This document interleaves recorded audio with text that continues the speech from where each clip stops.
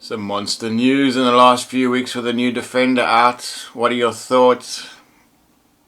Here are mine.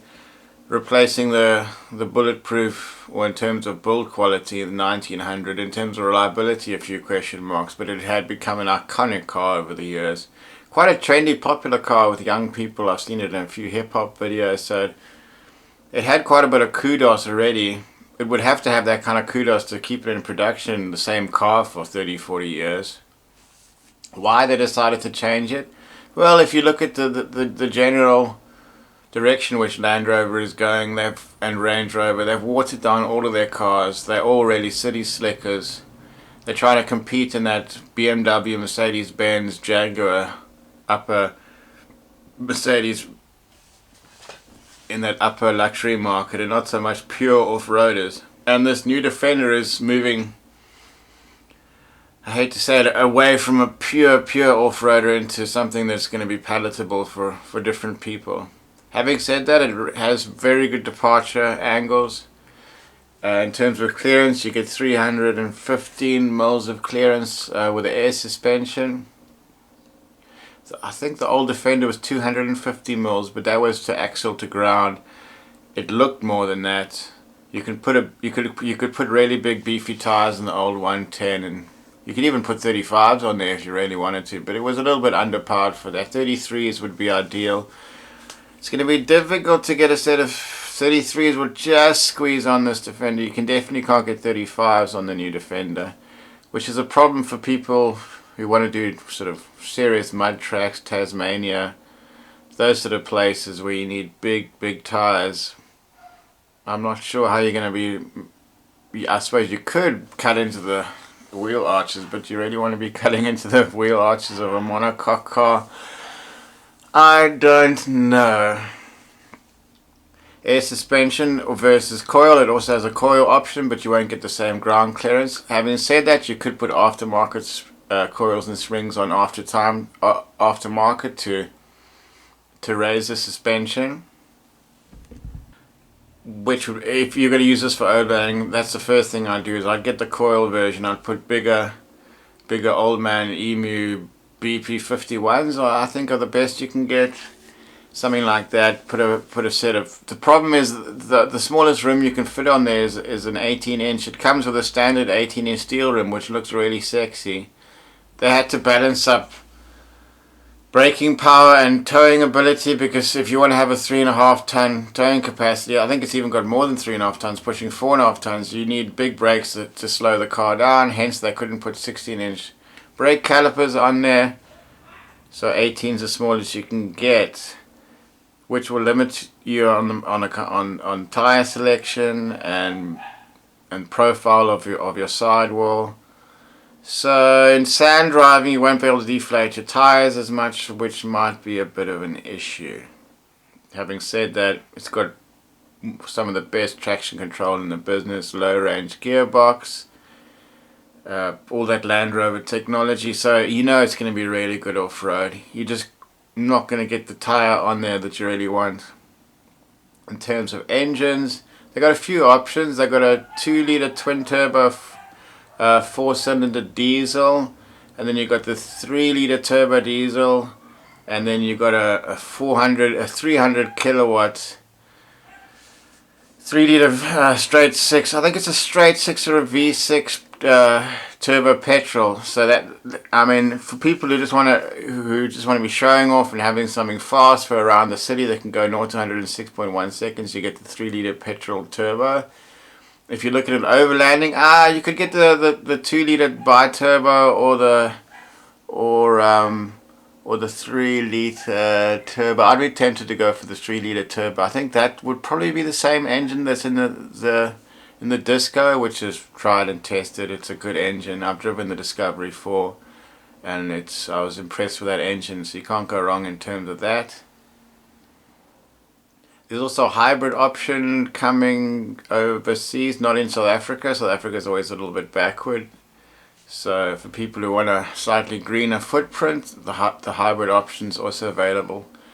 In terms of pricing, you're looking at about £45,000, $50,000, and about 800,000 to 900,000 rand for this, which is quite reasonable. if I had to pick any Land Rover to buy, this would be a no-brainer. It is monocoque, it's not body on frame, so the jury's still out about its long-term strength with serious rock crawling and whatnot, but there's been big advancements made in monocoque chassis strengthening over the years. I mean, not a great example, but I got an X-Trail that's got strength in monocoque, and I've taken that to hell and back, and doors still line up and she still goes just fine.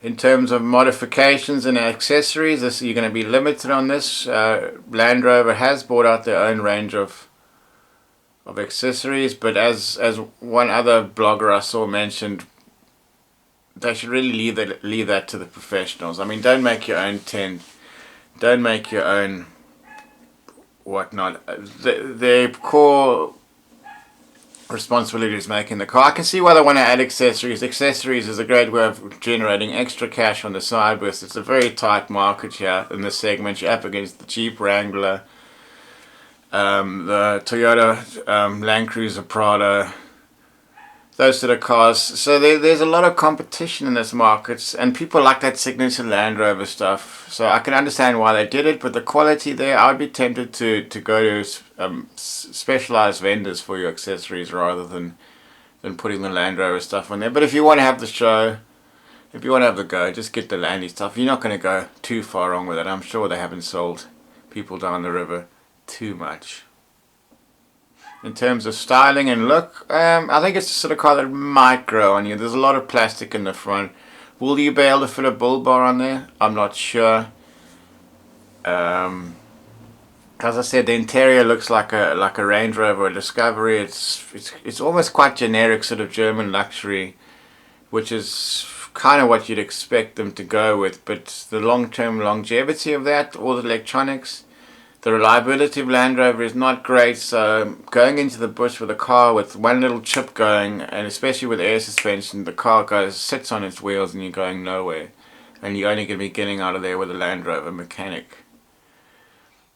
So it's really a difficult situation. The pure hardcore off-roader is probably not going to go for it, but the weekend warrior, the well-heeled weekend warrior, somebody that wants to look cool, it does look cool, is gonna be well at home in this car. At the moment, there's no plans for a convertible version to be released. Hopefully it comes the next year or two. It is a nice touch if you're living in a warm climate to be able to drop the top. That might be I think on the Evoque they've got a convertible option in America, so that could be something they're going to look at in the future. I guess they're testing the waters, see what the response is from the public, and then you could well be seeing a hardcore off-road version with beefier tires, bigger engine. The options are really endless on this car in terms of what they can do with it, because they've got an audience that just loves the Defender, and if they can keep that off-road, I think the key to this car's success is going to be off-road toughness. If in 5 years time we've got a whole bunch of airbag failures and electronic failures and people getting stuck on the Canning stock route in the middle of nowhere and ditching their cars, which is what I've seen from other Land Rovers, especially the Defender. I mean the Disco that can, especially the Disco 4, one little chip and cars sitting. So the test of time is really gonna be the ultimate test for this car, so to speak. Would I buy one? I think I'd wait a year and just test the waters. I definitely want to get one to review first, but I mean ultimately the jury's out. On first look, I give it 9 out of 10. Not quite 10 out of 10, too much electronics, but they're going in the right direction. They've kept the ethos of the Defender, that off-road hardcore ability. Another example, I was driving the Touareg the other day, and they've ditched the low-range gearbox. They've ditched the center diff. The first Touareg that came out was really capable, really extremely capable, and the last one, I took it on a grade 2, grade 3 off-road track, and I had to turn around halfway. which is unfortunate for a car that had so much pedigree. Apparently Volvo did a survey and they found out that only 1% of the people were using the low range, so they ditched it and put more luxury in there, which is fine for most people, but for Big Six who likes to get on the beaten track, get himself into some sticky situations, I need that low range gearbox and the diff lock to get me out of there. Luckily, the new Defender's got a center diff and an optional rear diff, so in terms of off-road ability, it's got you covered. The only question mark is reliability. The only question mark. And those plastic bumpers at the front. I hope it's not another Tupperware princess in the making. Catch you next time on Africa Sideways.